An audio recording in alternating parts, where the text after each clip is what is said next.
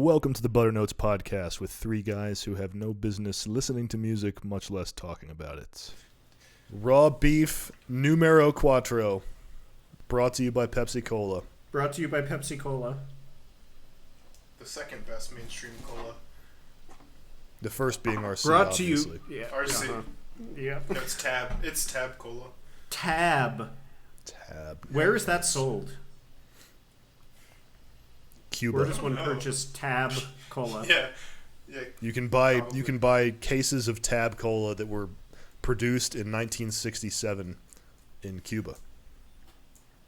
Are you serious? No, I'm talking out of my ass. It sounded believable. But I figured you were You had me going. Oh, man. All right, we're coming at you with a little raw beef today. You know what goes well with a nice piece of raw beef? An ice-cold Pepsi Cola. And or Tab Cola. And or Tab Cola. Or cheer wine. One of these sodas, please pay us. Not cheer wine, though. That's not a good pairing. What pairs well with cheer wine? Let's ask the Southern boy in the room. What's the ideal food? I drink Mountain Dew Code Red if I'm going for the cherry. That's the Southern. You're talking to the Southern boy here. That's the move. What do you mean cheer wine? Gamer fuel. Yeah. And the answer is Doritos. So there is a big dick Taco Bell in Vegas, and they have a full bar, obviously, and they make Baja Blast cocktails. Oh, there was one of those in Austin. Oh yeah, Taco Bell Cantina. Sounds like Puke City. Not a big Taco Bell fan, but I'm curious to see what they do with a Baja Blast Taco Bell. I stand by my statement that blue is nature's way of saying don't eat it or drink it. It just can't be good. Isn't that Adam like scientifically just did a video true? on that recently? Who? Adam Ragusa did a video on that recently. He did. About blue? I don't think I watched that one. Yeah, I didn't watch it, but I saw the thumbnail. YouTube really wanted me to watch it. Yeah. Well, he stole that idea from me if that's what it was about. Because I've been saying that for years. Yeah, you definitely stole it from you. He did. You should sue. You should sue. I might. I need a couple extra bucks for some stuff, so yeah, I might. No, I won't. For some stuff and some meth and some stuff. In Minecraft. In Minecraft. Alright, what's the first album? First album. Take her away, Jake. That'd be The Splendour of Fear by Felt. And I think this album came out in 1984, I think. 1984. So yeah, I found this album. Well, I found it out in a weird way. I think I told you guys about this, but there's that song "Perfect Life" from Steven Wilson's "Hand Cannot Erase," and that song's like mostly spoken word, and I think it's got some really like sad tale, which I won't go into. But at one part, the narrator mentions like 3 bands in succession or something, and she mentions Dead Can Dance, Felt, and This Mortal Coil. And on a whim, I decided to check them out because I was at that point. I think every prog fan has, or at least people who like Steven Wilson has felt that Steven Wilson gives a weird recommendation and says, "Oh, this stuff is really influential in my music, ABBA or something." People go, "Oh, it must be really good then. I'm gonna go check it out." So I'm sure everybody's listened to Steven Wilson has had that experience. So I did it with Felt and stumbled upon this, and I actually ended up liking it a lot. I was expecting it to be some kind of really heavy, like, well, not heavy, but like really thoroughly like post-punky type of. I mean, it's still that element, the elements of that on there, but yeah, it was a lot. I don't know, a lot more open and atmospheric and guitar centric than I guess I was expecting out of a pop album. And I have some good memories listening to this, and I think I have an elevated. I don't know. I could place it on a higher pedestal because of some of the associations I've created while listening to this album, or during like the time during which I was listening to this album for the first time. But I think it's really interesting musically. It gets put in this, I guess, jangle pop or dream pop subgenre with like the Smiths. But honestly, I listen to the Smiths, and I think there's some overlap, but I think these guys managed to do some stuff that's much different, stuff that wouldn't appeal to the mainstream in the same sort of way that the Smiths might have. I mean, they've got, on this album, there's, 6 tracks, and 4 of them are instrumental, 2 of them are 7-8 minutes long, really sort of noodly guitar riffs and all this sort of stuff, so... for a pop album, I thought, this is, the ideal of what pop music could be, at least at the time I was listening to it, and I still think it really holds up as a interesting pop record. I don't know, what do you guys think? What was going on in your life when you first got into this? What period of your life was it? I think I listened to it for the first time in 2017, so I just got into grad school. So it's another transitional period, like we talked about in the 2010s prog metal starter pack. Just one of those albums where you go through a transitional period and stuff and listen to this. And it's dark and moody, the thematic elements of it and the atmosphere. So, I don't know, I guess, that's just kind of how I was feeling at the time, and it just kind of worked as I was listening to it. So yeah, I have a lot of emotional connections to this album, I think, so yeah. Yeah, this I dug it. This wasn't what I was expecting based on the genre descriptions that I saw, because jangle pop is the primary genre for it on Rate Your Music. And the Smiths are kind of the reference point for jangle pop, and I didn't really get a lot of that. Like you do get, the guitar on this is somewhat similar to Johnny Marr from the Smiths guitar playing, but the compositions are almost nothing like what I would expect from the Smiths or REM or those really high profile jangle pop bands. This was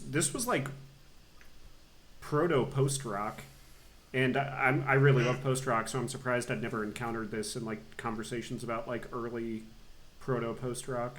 And it's funny because we talked about As Falls Wichita, So Falls Wichita Falls by Pat Metheny, which is a piece of proto post rock, and so is this, with those long kind of atmospheric guitar crescendos, and the really moody kind of ambient atmosphere. I thought this thing was incredibly depressing tonally, especially side 2. There were parts of side 2 where I was this is suicidal, this music. Maybe it was just the particular state I was in when I was listening to it, but yeah, I don't know, I have a weird negative associate, I guess the idea, I don't know, just from a purely aesthetic artistic standpoint, the picture I get is I don't know, some 2 lovers in a really toxic relationship, and they're shooting up heroin and stuff, and their life is just falling apart or something like that, but they depend on each other, this weird codependent type of, I don't know, that's just the picture I get in my head when I listen to this. It's really dark in that way. That's the kind of darkness I think of when I listen to it. Yeah, wasting away in a motel room, the side of the freeway in Nebraska or something. I don't know, that was kind of the vibe I got. Yeah, exactly. Probably more like Birmingham. Aren't these guys British? Yeah, it's British. Yeah. Probably more like Birmingham than Nebraska. But so I definitely get that, especially in the ambient bits, which were my favorite parts of the record. That sparkly guitar tone, I love that sound. Mm-hmm. So it was fun when they would really just play with that and kind of draw things out. But the more standard sort of composed song type sections were not nearly as depressing. There were some pretty upbeat moments where they're playing in major keys and sound relatively happy. I don't know. Well, on the second track, because they do that instrumental intro track, and then I think it's The World is as Soft as Lace.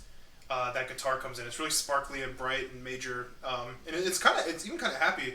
Then when Lawrence's vocals come in, it kind of brings it back down a little bit. He's got those really kind of moody vocals, and yeah, I'm with you. I definitely prefer the instrumental stuff. I think the highlight of the album for me is The Optimist and the Poet, which is the third track. It's that 7-minute long one. It has that really interesting riff, and then it goes through that in a couple cycles, and at the very end there's that crescendo where the tempo picks up, and he's got that little lick underneath.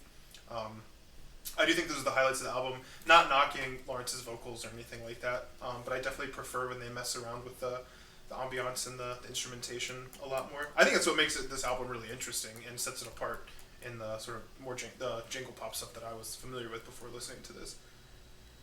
Yeah, I don't have much of a reference point in terms of the, jangle pop bands. I listened to a couple of Smiths albums once each, a few years ago and didn't really care much for it, or at least I don't remember caring much for it. Maybe that would be different now, but otherwise I don't have much of a reference point. I mean, Morrissey's vocals and lyrics are so incredibly vital to what the Smiths are, whereas the vocals and lyrics are only like a small component of this album. It's both depressing, like both bands are depressing. The Smiths are more depressing than this. Like, Smiths are like arch depressing rock music. But Morrissey is really, really important to what makes the Smiths, and whereas I mean, Johnny Marr is obviously important too, but the instrumentation was more the center of this Felt album than anything from the Smiths or REM. And I haven't really deep dived into REM, but I know the hits, and I also didn't really think of that too much when I was listening to this Felt album. Yeah, it's funny. There was, I think it's the second tune. I instantly thought of Agalloch on the mantle. Oh yeah, yeah. I can see that. I can see just that. with the way the guitar was picking out the arpeggio, and with the drums behind it. Yeah. It's total post-rock. I instantly thought of Agalloch. Yeah. It really is. Yeah. Yeah. I mean, I see why it gets put in the jingle pop, dream pop, post punk area of music, but they're doing something a bit different than what the more mainstream groups are doing. And honestly, I haven't listened to any other album in this group's discography. I really should. I don't know how it holds up to the other records. I think this is considered to be one of their better records, but I really don't know what the acclaim is for the rest of the records, or if, I've never heard of any like diehard Felt fans or anything like that. There's not much of a trace of this group on the internet unless you're really looking for it. And the only way I found it is because I was listening to that spoken word in Perfect Life by Steven Wilson. And I'd heard Dead Can Dance before, and then I went and listened to This Mortal Coil, both other really interesting groups. And it makes sense. Like, this is like to a T the kind of music I would expect Steven Wilson to have listened to as he was growing up. Me too. Being a sad boy, a sad teenager in Britain spitting this album in his room. Just learning from this, like scientifically almost, like, okay. I mean, I don't know, it was just like, oh yeah, that makes sense. Although I still was expecting it to be more like an ABBA or ELO kind of like indie pop, 80s pop stuff. I don't know. I wasn't expecting to be this dark, but then I was like, oh yeah, it's Steven Wilson. Of course, it's really sad. But yeah, I come back and listen to this album relatively, somewhat frequently. It's part of my rotation, and if I'm having a good day or something, I don't necessarily like to throw this on and just like, okay, let's listen to some really sad music. But there's something about it. It's kind of spacey and interesting. I think the guitarist, I think his name is Maurice Debank. He was classically trained, so explains some of the sort of interesting riffage that is going on the album and stuff. I don't know. I think it's a really solid album. I don't think it's a masterpiece or anything like that, but it was a really cool deep cut to kind of find in the way that I found it, and that's really all I could ask out of it. And I have some really cool or interesting emotional associations with it as well. That kind of gives an elevated status. So this is always one I like to keep in my pocket and ask if people have heard it, because it's such a deep cut. Yeah, I dig. I would listen again. I'd never heard of Felt before listening to this. In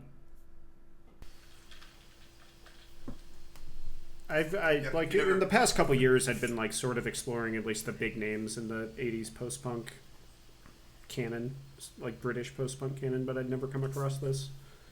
I definitely thought that side 2 was definitely impressed me more than side 1, because I feel like side 2 was particularly, as I said before, particularly depressing, and also like more drawn out and atmospheric.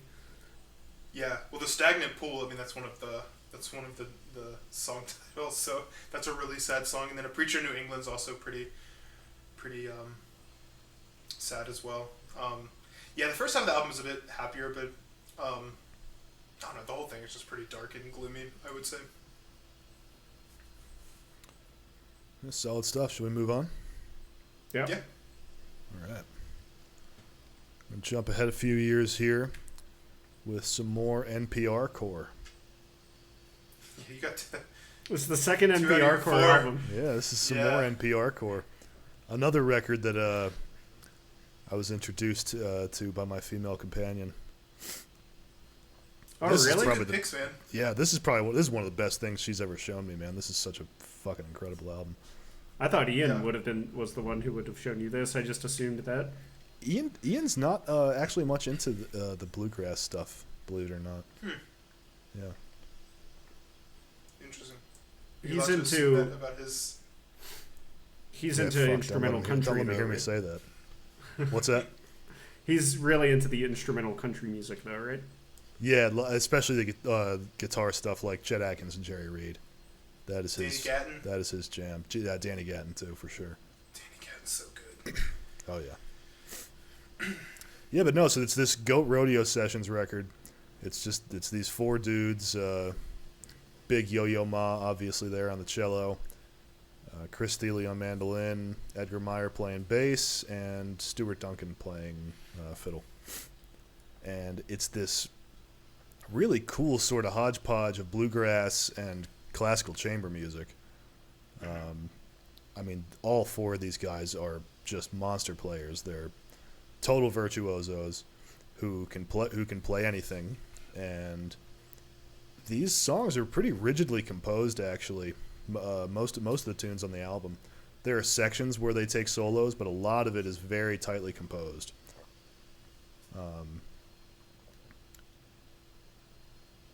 But Yeah, I didn't know they that- made something special here. Yo-Yo Ma is probably the most famous living classical musician. Like, who would be more famous? Like, who's a classical musician alive today who's more well known than Yo-Yo Ma?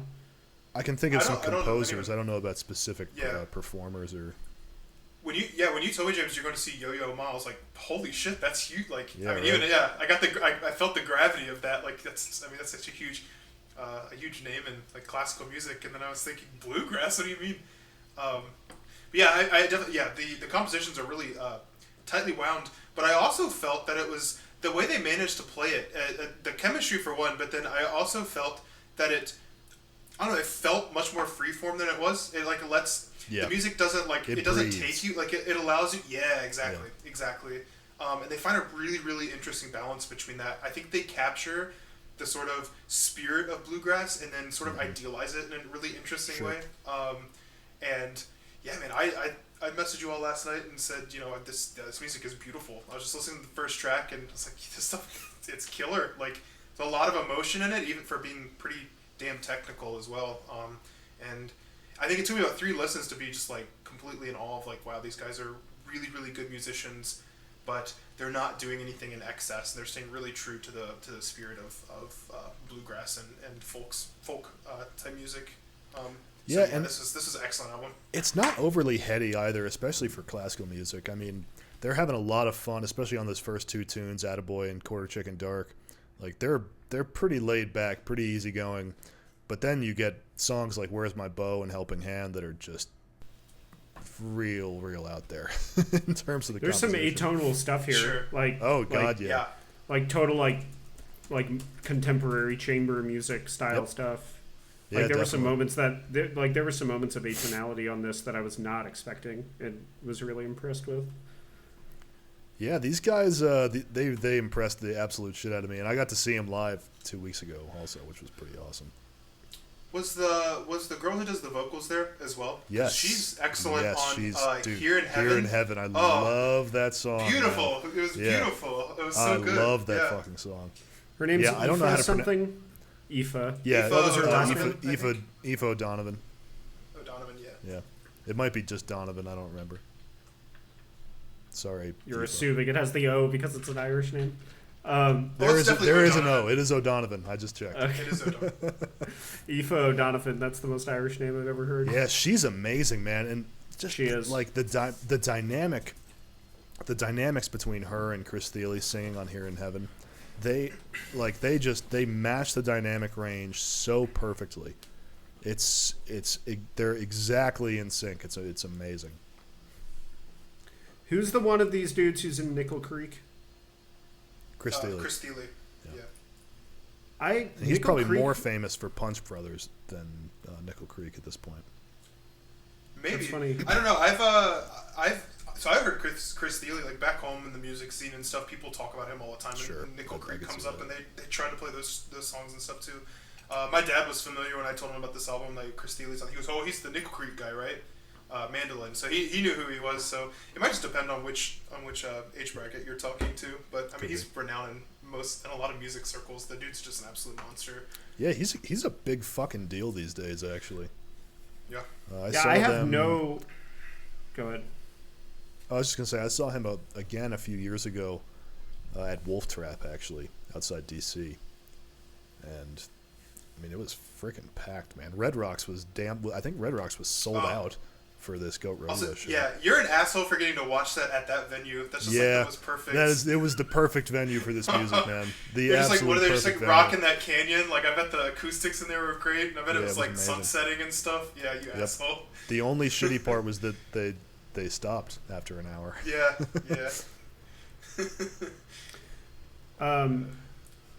I have like no reference point at all for bluegrass music. It's a style of music I'm like totally ignorant of, even though I've always liked it, honestly, but I just have no reference. And Nickel Creek are the only bluegrass band. Like, if you asked me to name a bluegrass band, they're the only band that I would have been able to think of. And now I've heard this. And also Yo-Yo Ma. Obviously, Yo-Yo Ma is like insanely world famous, but I didn't really know that much about him, and I didn't really know that he has done so much work in like contemporary American music styles, like styles of music outside the classical repertoire. That it definitely like made me respect the hell out of him. That he's like such a world famous cellist who could honestly just coast along playing the same shit that he's been playing since he was like 5, because he was a prodigy. But he's like definitely throughout his career has challenged himself and played a lot of different types of music outside of the the standard shit, which is amazing. Mm-hmm. Yeah, he's a real phenom. I don't really know the classical stuff too well. I know I probably heard it when I was a kid, if anything, but I don't really know anything. I couldn't name anything else he's done, even though I know he's obviously prolific. Pretty much all the standard cello music of the classical catalog, I think there are recordings of him doing it. Right. Yeah. I think he's pretty much anytime there is a cello scored in like the Western music canon, I'm pretty sure there's a recording of him playing it. Yeah. Yeah. That The makes catalog. At least going back to when he was 4 years old, or whenever he started. I mean, it's just not fair. Yeah, I think he did his first concert at like 5 or something. Yeah. Wow. That's silly. The dude's a genius. The dude's a genius. Yeah. That is silly. 5 years old. Like going to Juilliard. People came to listen to or him. something. Yeah. Oh my gosh. That's amazing. Yeah. No, very good record, man. I think I gave this a 4.5 out of 5 on Rate Your Music. This is I don't know. It's like I said, it's an album that I can put on when I'm doing something else, and I don't know. It's just very positive and emotional, and I mean I'm reiterating here, but very true to the spirit of bluegrass music, very soulful. But if you want to break it down and analyze it, there's that project there for you as well. So it's just very versatile as well. So this is an incredible record. It was a great pick, and I'm glad you showed it to me. Also, good on Haley for finding this. That's pretty cool. Dude, she turned me onto this whole world of music. I didn't know a thing about it until about 2017. Yeah. The NPR core universe. Yeah, the NPR bluegrass universe, exactly. There's some good stuff on there, man. Oh, there's some amazing shit in there, dude. Yeah, there's who else do I like? There's this this album, this mandolin. Oh, go ahead. I was just gonna say there's this mandolin player.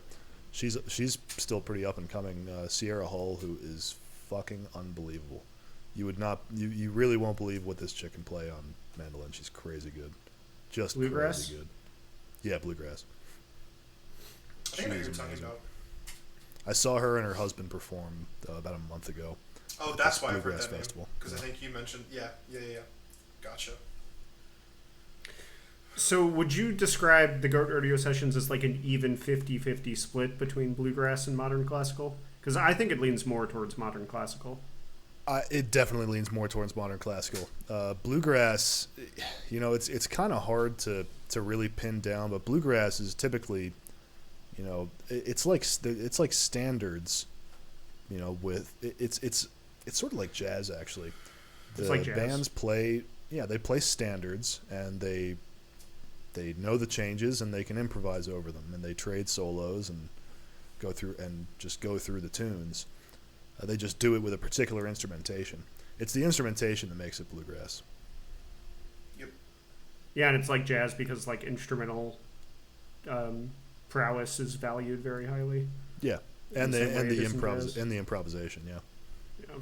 Well, and it's just a bit headier than like Doc Watson or Bill Monroe and his Bluegrass Boys or whatever. Both great, entries in the bluegrass canon. But this fits right along with it. It's just a lot headier and more tightly composed than some of that stuff. Bill Monroe was really the inventor of bluegrass, right? I think so. I mean, he's one of the first. Yeah. I don't know. I don't know if he was. I don't know if you consider him the inventor, but he's one of the first to do it. Yeah, I'm still a neophyte in the bluegrass world. I don't know too much about it. There's a lot of good stuff in there, man. It's some of the best music to listen to live. I think, especially outdoors, like at a, I don't know, on a at a brewery. I don't know. I'm thinking of a place back home. Just like there's a brewery that overlooks the mountains, like right in the valley, and they play out in the open there. Play a lot of bluegrass. Yeah, this stuff makes me miss the Shenandoah Valley, man. Yeah, big time. That's the. Yeah, I mean, I'm a little biased. I just have good experiences going and listening to music like that. But it's definitely one of my favorite live music experiences. Just some random band from, I don't know, they just like travel and they show up and just like, that was really good, man. Never hear from them again. They never release anything. They're just a touring band or whatever. Some of the coolest music you'll ever hear. I live in Appalachia, so I need to get more into this stuff. Yeah, man. Recommend it, yeah. Got to become native. Is there normally a drummer in bluegrass bands? Generally not. I don't think so. Okay. There are some bands that use drummers, like Sam Bush's band has a drummer. A lot of mandolin, a lot of fiddle, a lot of banjo, a lot of vocals. Yeah, like you'll notice a lot of the time the percussion is in the right hand and the picking hand. So now, they'll be strumming along and really emphasizing that the 2 and the 4 to keep driving the music without a drummer. Now they will use like tambourines sometimes, bongos, and they'll stomp too to keep get the percussive element. But they usually don't have a kit behind the rest of the band or anything like that. Yep. What about a washboard? Is that normally bluegrass that would use that? I have never seen a washboard performed. Yeah, I'm sure they use it, and I don't know how widespread. That might be somewhat of a meme, but I know there are people who like there are people. I think it's been incorporated in bluegrass music, but I don't think it's as widespread. Like that's just like the stereotype of bluegrass. Some yokels like made a banjo out of a tree stump, and they're hitting the washboard and clicking bottles together. The bass that's like the butter churter with the one string. Yeah, just right on it. Yeah, exactly. Yeah, but I mean, I think that's that stereotype's there because people have done it before. And that might be. I don't know, it's such a weird thing to see someone playing a washboard, so people are like, oh, yeah, that's what bluegrass is. It's just what they fixate on or something. But I think it might be a bit of a caricature. I mean, I'm sure you can do some really interesting stuff using that as an instrument. Probably. 2 spoons on a washboard. Yeah, the clicking spoons together, that's another meme. Yeah. All right, I'm glad you boys dug this, though. You, check out the other album. They just put out a new one last year. I listened to that one, too. I might like the second one more. Although I'm not positive. The second one was definitely more atonal. I've listened to the first one many, many more times. So it's hard. It'd be hard for me to say I like the new one better. The second one is more atonal and more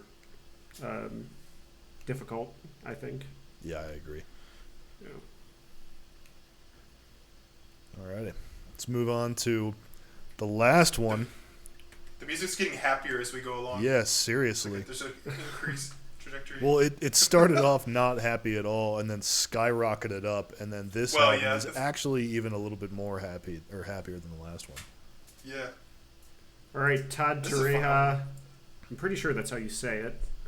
I've been trying to figure it out. I have no idea. Yeah, I'm also a fan of this Norwegian jazz fusion guitarist, Terje Rekdal, the name I keep encountering that name in music. This album, when did I first listen to this? 2019, I think, is when I first listened to this. I was listening to Random Access Memories by Daft Punk, which I love, which was like a major release in new disco, probably like the most well-known new disco album. And I kind of wanted to listen to some other big heavy hitters in the genre from the 2010s, and that's how I ran across this. Todd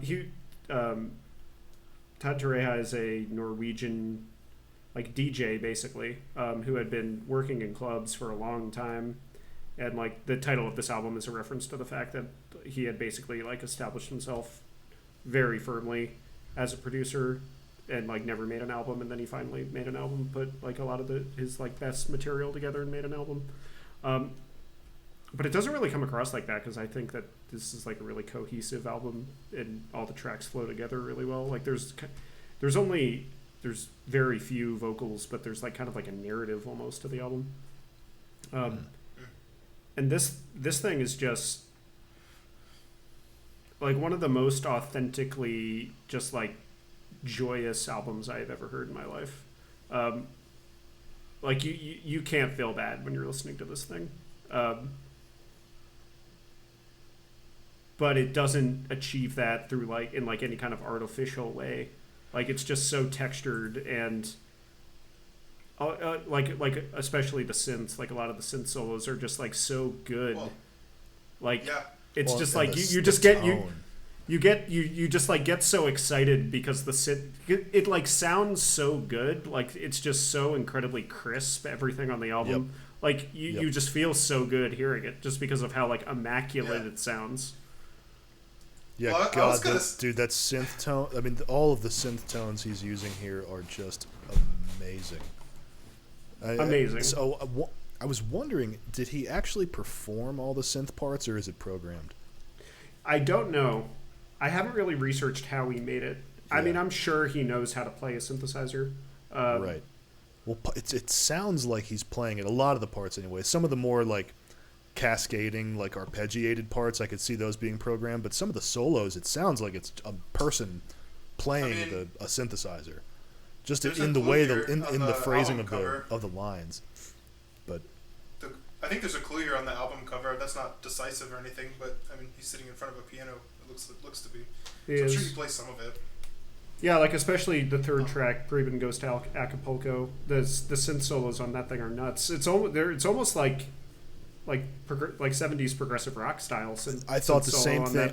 There's a solo in that tune, and the tone of the synthesizer sounds exactly like one of the Keith Emerson sounds on Carnival 9. It's the patch he's using on the synth to create the sound. Yeah, it is beautiful, and it's just going ham over that just like really driving disco drum beat, and like you just want to get down when you're listening to this thing. And like I'm not someone who normally like is into like dance music. I mean, there's a lot of good dance music, but I'm not like someone who's like into dancing. But like you can't help but like want to get down when you're listening to this. Yeah.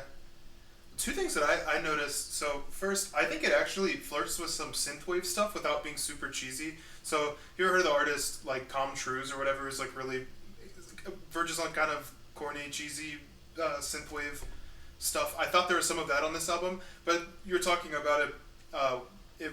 It manages to create this sort of positive atmosphere without being artificial. And my thought was that it was very. It was very sincere. It was just a sincerely. It wasn't parodying anything. It wasn't excessive in any way. I just thought it was a genuinely. I don't know. The guy just seemed like he was happy and having a good time, and the music just reflects that or something. And then another Another comparison, something I thought was like Ian Anderson's "Walk Into Light" in like the mid 1980s. If you guys have listened to that album, it's got a lot of sort of proto synthwave and disco kind of elements to it as well. Have you guys ever listened to that album before? No, I don't think so. I didn't expect It's like an Ian Anderson Anderson's comparison. foray. It's like his foray into like disco and pop stuff. You guys should check out that album. It's pretty fun. But that was another comparison. I mean, it's not one to one. And Ian Anderson, yeah, it's not. This is a little more on the electronic side than what Anderson was doing. But those are like two of the first things I thought of. But yeah, it's just really fun, really compact, and very sincere. Sincere is the right word for it. Like so much of what I listen to and what I like is very sarcastic music, and there's none of that in this, and it's sort of refreshing in that regard. It's just it's wholesome. Wholesome's another good word for it. Yeah. No, I had a great time listening to this, and I listened to it 3 or 4 times actually. It's music that's a great time to listen to and is made for the purpose of like the listener having a great time, but it doesn't sacrifice like complexity or interesting musical ideas in the process. And like a lot of my favorite music is that way, like complicated but also catchy at the same time. Like music that's able to find that sweet spot is like a lot of my favorite music, and this is that to a T. Yeah, it's not drone or anything. It keeps your attention and it shifts. It's proggy at times even, which I thought was interesting. I mean, it's not super genre bending or anything like that, but it still has these little twists and turns in it that for ADHD listeners like myself, I always appreciate that about music. Yeah, you have those beats, you have those disco beats that are pretty consistent throughout, but like what's going on melodically above the disco beats definitely changes a lot from track to track. Yep. Like on the 4th track, Svensk Saz, which is like this tropical calypso piece, which on paper sounds terrible because a lot of times when white people, to be completely honest, try to do that music, it's terrible. But he pulls it off really well on that track. The track was good. Good. I'm also going to continue a theme here. So we said this for each of the past films. I don't have any reference point for new disco. So do you know of any? What are we comparing this to typically? Like who are the other people in the genre relationship here? I would not be able to speculate on his influences. The only other new disco album, as I mentioned, that I know and love is Daft Punk, Random Access Memories. Right. Yeah. Which it's a good album. Both of you have heard that, I'm sure. Oh yeah. I feel like everyone's heard that. Well, yeah. It makes sense how you got from that to this. I would say. I mean, Daft Punk's not as chipper and light or whatever, but I think it makes sense. The connection there, the pipeline. That Daft Punk album was inescapable in 2013 and 2014. It was everywhere. Yeah, it was commercials. It was everywhere, at parties. dude. It was. Oh my God! In Every people's cars. Yeah, every in department stores. Party, like yeah. You were guaranteed to hear "Get Lucky." Every single one. And it's a great Get tune. Lucky. I know. I would never complain. Yeah. It's a good track. Yeah. Lose Yourself like to Dance stuff, is also inescapable, and Instant Crush. A lot of the deep tracks are great on there too. Like it's the tracks with the vocals were the ones that like were particularly inescapable, but a lot of the instrumentals on Random Access Memories are fantastic. There's the Giorgio Moroder track. Giorgio Moroder did a lot of film soundtracks in the 80s. He did the Scarface soundtrack, and their tribute to him is pretty awesome. Interesting. That is a synth-heavy soundtrack, isn't it? Now that I'm thinking about it. But like a lot of disco music that I've listened to and synth funk music, like I really, really love disco music and synth funk music, but I haven't really deep dived that much into it. But a lot of the stuff that I've heard, I think is amazing. Prince as well. Prince isn't really disco, but synth funk, and there's a lot of synth funk going on in this Todd Terje album.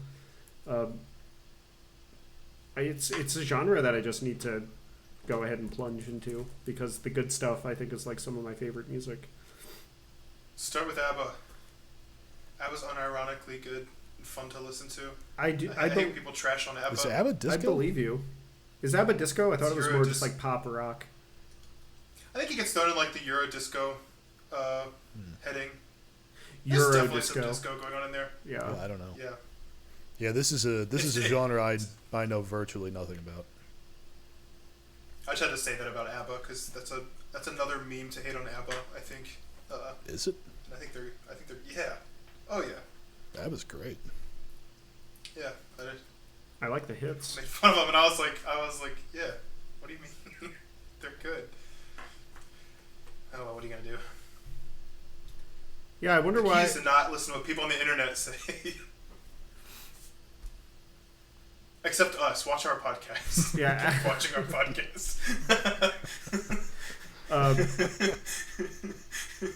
So James, did this album like grow on you upon multiple listens?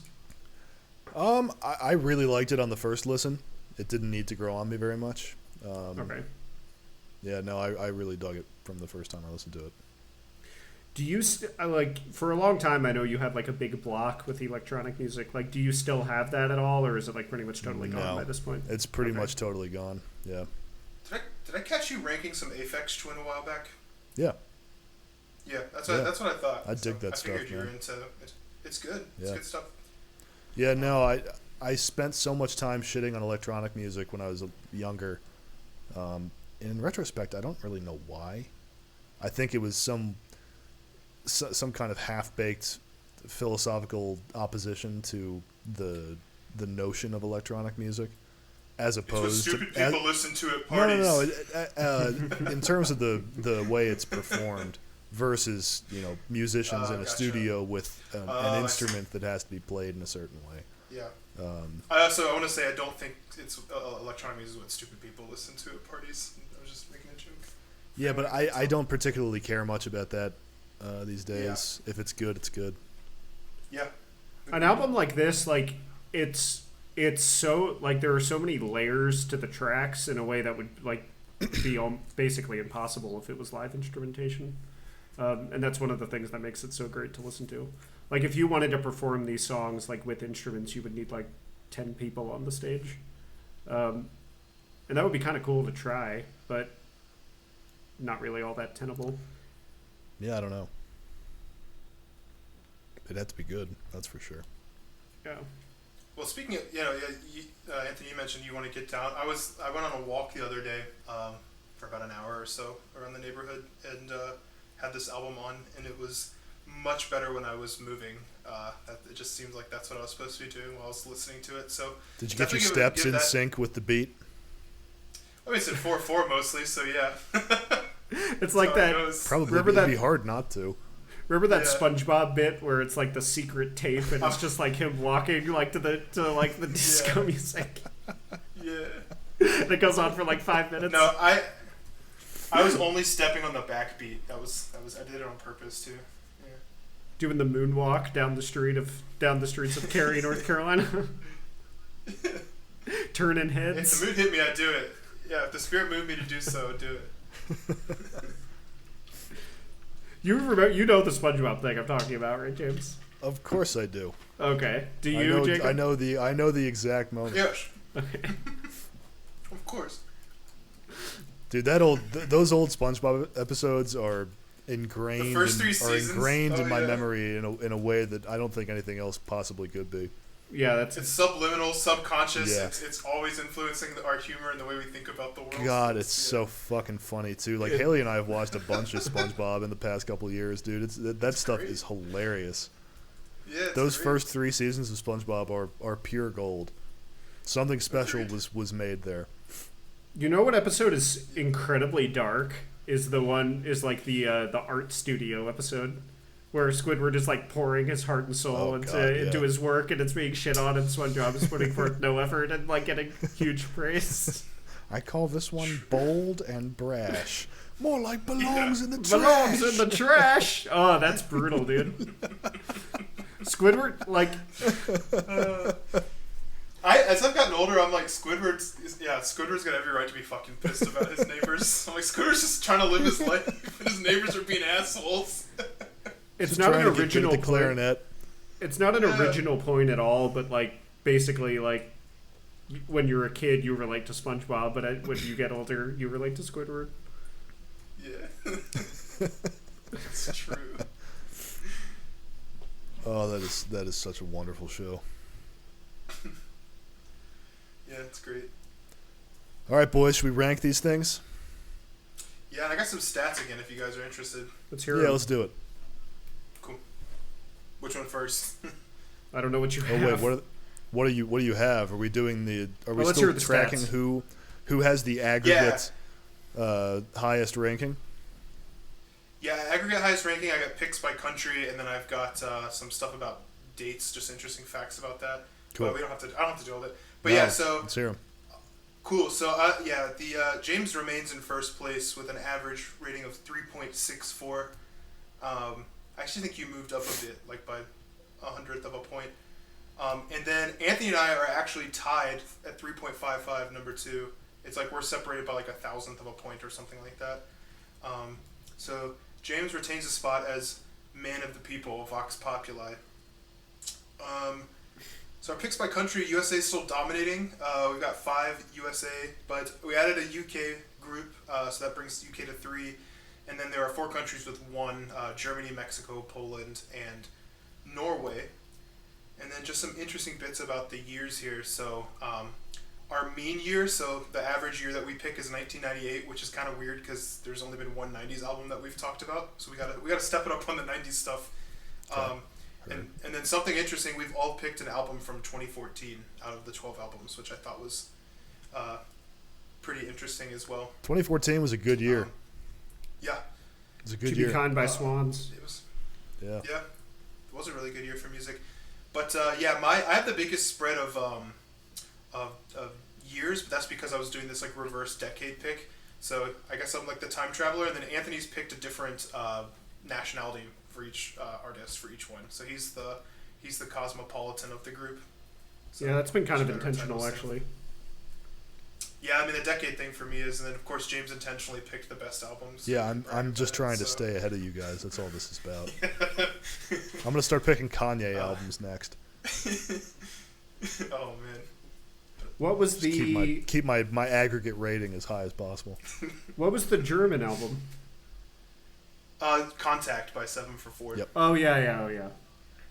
Yeah, the highest rated album still is I think it was Deceit. Probably by Deceit. Yeah. That's still number 1. Let me see here. I think the second highest was the Goat Rodeo album, and then the third is As Wichita Falls, and then the 3 lowest. The Flesh Prevails was the lowest, and then The Way Is Red and El Poeto were the 3 lowest rated that we've picked. As per Rate Your Music. So who cares what they think? But I thought it was just an interesting bit of trivia there. All right. Alright, Thanks. rankings? Thanks to Big Jake for the stats. Let's you. do rankings here. You go I first. guess I'll go Jimbo. first. 3-1 Felt, Todd something, and Go Rodeo. Called it. I knew it. Yeah. All right, Jake. You go.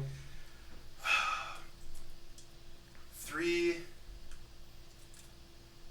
2 and 3 are hard. I will go Todd at 3, barely, then Felt, and then Goat Rodeo at number 1. Damn. I would go Felt number 3, Goat Rodeo at 2, then Todd at 1.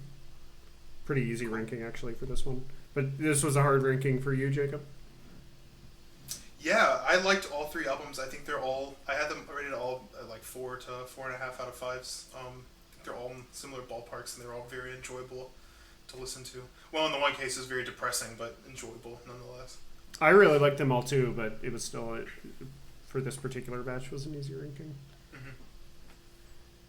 Yeah, that was a good group of records. Another oddball group, man. These That's what I 3 was gonna albums say. have virtually nothing in common. Is this the most heterogeneous group so far? We all. I don't know. Let's see. I have our rankings here. Well, So the first one was pretty close. So James and I both picked The Flesh Prevails, and you had him, Anthony. You had him at 2. You just flipped The Warmest Sun in Winter, and then we all picked The Invasion of Your Privacy at the bottom. So that was a pretty. you mean at number 1? homogeneous one. At 1, yeah. Sorry, I had it backwards there. And then Raw Beef 3 was pretty close. That was our unanimous number 1, and then Anthony and I both picked Dead Air for Radios at number 2. So that one might be even more homogenous than. What was the unanimous This number one, 1? I don't remember. As Wichita Falls. So Falls, Yes, Wichita yes, Falls. yes. Yeah, that was an Obviously. obvious unanimous Yeah. number 1. Yeah, that was pretty easy.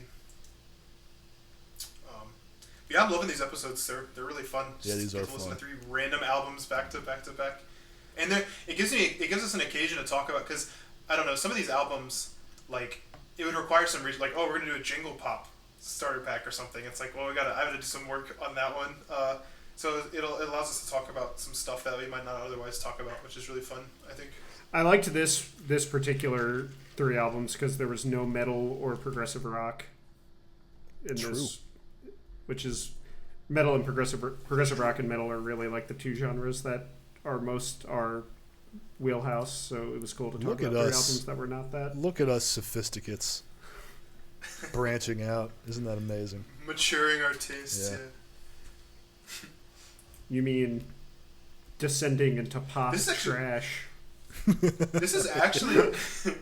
This is actually like a pretty clean break from progressive rock and metal, if you think about it. I mean, got like, yeah, it's kind of indie pop and disco and bluegrass. That's a pretty far cry from the metal heavy stuff we've been doing. So I'm proud of us. Yeah. Well done, Yeah. lads. Nothing even close to metal. A couple little progressive rock synth flourishes on the Todd Terje album, but still definitely not a progressive rock album in the slightest. Yeah. All right. Well, until next time.